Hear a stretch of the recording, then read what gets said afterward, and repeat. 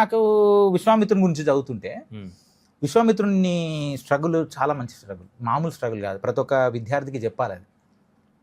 అంటే ఎన్ని ఫెయిల్యూర్లు వస్తే కూడా ఎట్లా అంత కసితోటి చేస్తాడని చాలా మంచి స్టోరీ అది, చదవాలి. వశిష్ఠుని దగ్గరికి వెళ్ళినప్పుడు ఆయన క్షత్రుడిగా పుడతాడు, ఆయన రాజు. ఆయన రాజ్యంలో వశిష్ఠుడు ఒక ఆశ్రమం నడుపుతూ ఉంటాడు.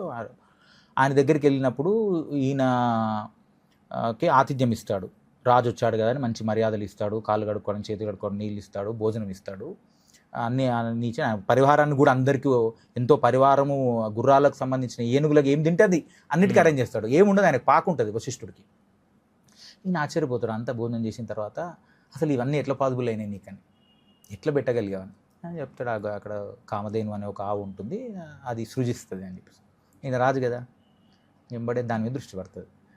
ఇంకా బేరసారానికి వస్తాడు, వశిష్ఠుడితో మాట్లాడి ప్లీడింగ్గా నాకు ఇది ఇవ్వండి ఇది అని చెప్పేసి. నీకేం కావాలి, అర్ధరాజ్యం వరకు ఇస్తా అంటాడు, నగలు ఆభరణాల అర్ధరాజ్యం వరకు నీకు ఇచ్చేస్తాను, నాకు అది ఇవ్వండి అంటాడు. నేను ఇవ్వను అంటాడు. ఇవ్వనంటే ఇంకా లాస్ట్కి ఇది రాజ్యం నాది కాబట్టి నా రాజ్యంలో ఉన్నాయని నావి కాబట్టి నేను తీసుకెళ్తా దీన్ని అంటే, నీ ఇష్టం అది వస్తే తీసుకెళ్ళిపో అంటాడు. దాన్ని పట్టుకుంటాడు. ఆ కథలో భాగంగా అది రానంటది, రానంటే వశిష్ఠుని అడుగుతుంది, నన్ను తీసుకెళ్తా అంటాడు, తీసుకెళ్ళమంటావు అంటే ఆయన ఏం స్పందించకపోతే తనే ఫైట్ చేస్తుంది, తను సైన్యాన్ని సృజిస్తుంది, ఆ సైన్యంతో భీకరమైన పోరు చేస్తే ఆ సైన్యం మొత్తాన్ని మట్టు గెలిపిస్తుంది. అక్కడ ఆయన ఈగో హట్ అవుతుంది. అసలు నేను మళ్ళీ రాజు ఏమనుకుంటాడు, నేను చాలా పవర్ఫుల్ కదా అనుకుంటాడు. కానీ నా పవర్ కాదు అసలుకి. ఏం పవర్ ఇది ఒక నీచమైనటువంటి పవరు. ఆయన బ్రహ్మ తేజో బలం అంటాడు, ఆయన బలం అని చెప్పేసి అది నాకు కావాలంటాడు. ఇప్పుడు సరి అయిన కోరిక అక్కడ జనించిందని. ఇక దానికి ఆయన తపస్సుకి వెళ్ళినప్పుడు ఒకసారి మేనక ద్వారా డిస్టర్బ్ అయ్యాడు, అంటే కామానికి లొంగడం, ఒకసారి క్రోధానికి లొంగడం. ఒకసారి శ్రీరాముల వారి వంశంలోనే పూర్వజులు త్రిశంకు ఆయన ఉంటారు, ఒక రాజు. ఆయన స్వర్గానికి పోతాను వశిష్ఠుని అడిగితే వశిష్ఠుడు గ్రాంట్ చేయడు. ఈయన కోరిక ఏంటంటే బొందితో స్వర్గం పోవాలని. ఈయన దగ్గరికి వెళ్తే వశిష్ఠుని దగ్గర పోయినా ఆయన నో అన్నాడు. అంటే ఈయనకి ఎంబడే ఈగో లే, వశిష్ఠుడు నో అన్నాడు, అయితే నేను చేస్తా అంటాడు. చేస్తా అని చెప్పి ఈయన తపస్సంతా పక్కన పెట్టి ఆయన స్వర్గానికి పంపుతాడు. అక్కడ దేవతలు క్రైటీరియా ఫుల్ఫిల్ కాదు కాబట్టి రిజెక్ట్ చేస్తారు. రిజెక్ట్ చేస్తే ఒప్పుకోకుండా ఈయన త్రిశంకు స్వర్గాన్ని సృష్టిస్తాడు.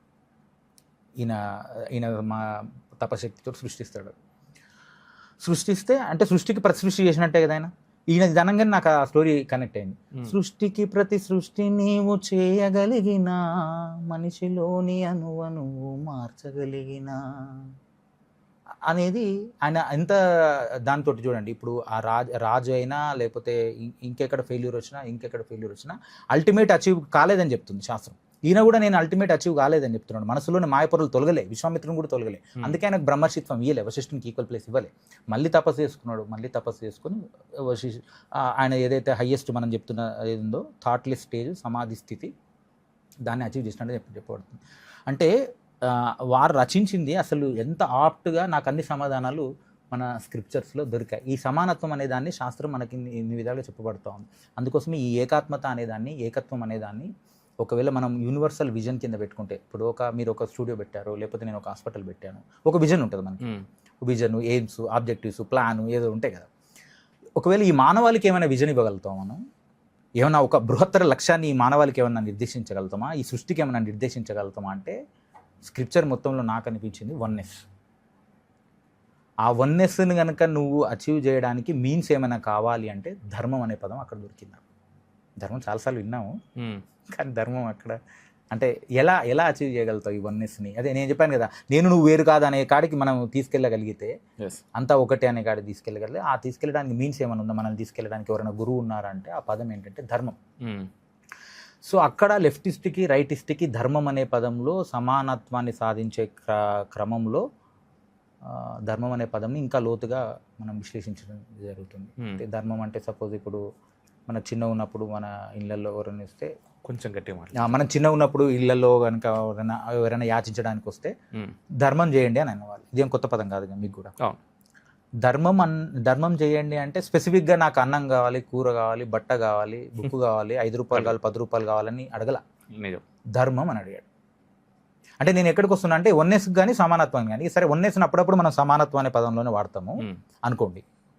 సో దాన్ని అచీవ్ చేయడానికి ధర్మం అనేది మీన్స్గా మనం పెట్టుకున్నప్పుడు ఎప్పుడైతే నీ దగ్గర ఉంది, నీకు ఒక ఇల్లు ఉంది, నీకు వ్యవస్థ ఉంది, నువ్వు సంపాదించుకుంటున్నావు, గృహస్థుగా ఉన్నావు కాబట్టి నువ్వు ధర్మం చేయి. ధర్మం చేయాలంటే ఏం చేయాలి? నీ దగ్గర అన్నం ఉంది, మిగిలి ఇస్తావు, పెట్టు. లేదు బియ్యం ఉంది, లేకపోతే వస్త్రం ఉంది, లేకపోతే ₹1 బిల్ల ఉంది, ధర్మం చేయి. అంటే ఇప్పుడు రోడ్డు దాటుతున్నప్పుడు ఒక చూపు లేనివాడు నీకు తారసపడ్డాడు, నీ దగ్గర చూపు ఉంది, నువ్వు దాటగలుగుతావు ఈజీగా.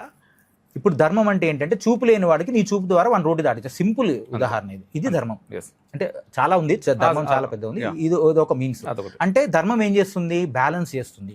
నేను దాటగలిగాను, అతను దాటలేని దాన్ని నేను దాటగలిగే శక్తిని ఈయనకి ఇవ్వడాన్ని, నా దగ్గర ఉన్న ఒకటి నీ దగ్గర లేని ఒకటిని సమానం చేయడం. అంతేనా? జ్ఞానం, నా దగ్గర జ్ఞానం ఉంది, మీ దగ్గర లేదు. ఒక దగ్గర జ్ఞానం ఉంది, నా దగ్గర లేదు, వాళ్ళు జ్ఞానాన్ని ఇవ్వడం. అదొక.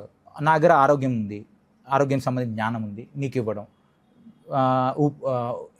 డబ్బులు లేవు, డబ్బులు ఉన్నాయి, ఆ విధంగా చేయడం. అంటే బ్యాలెన్స్ చేయడానికి ప్రయత్నిస్తుంది. ధర్మం ద్వారా నువ్వేం చేస్తున్నావు? సృష్టి యొక్క ప్రిన్సిపల్ విభజించడం అనేది. విభజనతోనే పుడతాం. అంటే మనం భిన్నత్వంలో ఏకత్వం అంటాం కదా, భిన్నత్వంలోనే సృష్టి యొక్క ఇది ఉంది. అంతా ఒకటే ఉంటే ఏముంటుంది? ఇంక సృష్టి అనేది లేదు కదా. అంతా ఒకటే పదార్థం ఉందనుకోండి, ఇంకా సృష్టి అనేది లేదు. సో సృష్టి పుట్టింది అంటేనే భిన్నత్వాన్ని చూపించడానికి. అన్ని వేరు వేరు కనబడతాయి, అన్నిటికీ మనుషులందరూ వేరుగా కనబడతారు. ఇంకా ఆ భిన్నత్వంని సృష్టి యొక్క లక్షణం కాబట్టి భిన్నత్వంలో సమానత్వం తీసుకురావడానికి ఆ బ్యాలెన్స్ అనేది నువ్వు ఏదైతే చేస్తావో అది ధర్మం అనే పదంలో. నాకు ఈ సమానత్వాన్ని ఎవరైతే లెఫ్టిస్టులు చేయాలనుకుంటున్నారో ఇక్కడ సమాధానం ఉందని నాకు అనిపించింది ధర్మం ద్వారా. అయితే ధర్మం అనే పదం అంటే చూడండి, భారతదేశం యొక్క సంస్కృతి, ఆ పదం యొక్క గంభీరత, పదాల యొక్క గంభీరత. నేను 2 పదాలు చెప్తాను, వాటికి ఇంగ్లీష్ మీనింగ్ చెప్పండి మీరు. ఒకటి శ్రద్ధ, ఇంకొకటి ధర్మ. You try to answer what is ధర్మ. అంటే రైటియస్నెస్సా, లేకపోతే కర్తవ్యమా, లేకపోతే రెస్పాన్సిబిలిటీయా, లేకపోతే డ్యూటీయా, లేకపోతే విధియా, లేకపోతే న్యాయం, నీతి, ఇవేమన్నా కూడా కావచ్చు. ఇవన్నీ దీంట్లో ఉంటాయి. ధర్మం అనే పదంలో అన్నీ కనపడతాయి నీకు. కానీ లాస్ట్గా ధర్మం ఎక్కడికి వచ్చిందంటే రిలీజియస్ దగ్గరకు వచ్చింది. చాలా చాలా బృహత్తరమైన మీనింగ్ అది. ధర్మం అనేది అక్కడే ఉంది, కాకపోతే మనం దాన్ని మతంకి ఆపాదించుకుంటున్నాం, అది తప్పు. అదే ధర్మం కరెక్టే, మళ్ళీ ధర్మం పదం కరెక్టే, మనం మన ధర్మానికి ఆపాదించుకోవడం కూడా కరెక్టే. ఎందుకంటే నువ్వు ధర్మం ద్వారా ఏం చెప్పాలనుకుంటున్నావు అది చెప్పాలనుకుంటున్నావు, కానీ దాన్ని ఇమీడియట్గా మతానికి తీసుకురాకు. సో ధర్మం అనేది, శ్రద్ధ అనేది కూడా. ఇప్పుడు మీరు శ్రద్ధగా పనిచేస్తే సక్సెస్ అవుతారు, శ్రద్ధగా పనిచేస్తే. శ్రద్ధ అంటే ఏంటి? శ్రద్ధ అంటే ప్యాషనా, శ్రద్ధ అంటే ఇంట్రెస్టా, శ్రద్ధ అంటే కాన్సన్ట్రేషనా, ఏంటి అయ్యి ఉండొచ్చు, సిన్సియారిటీయా? చూడండి, అట్లాంటి కొన్ని పదాలు ఎక్కడ దొరకవు. అంటే భౌతిక ప్రపంచంలో లేనిది ఏదో ఉంటుందా అంటే ఉంటుంది. ఇట్లాంటివి ఉంటాయి చూడు, ఎక్కడ దొరకని పదాలను కూడా మనం వాడాల్సిన పరిస్థితి.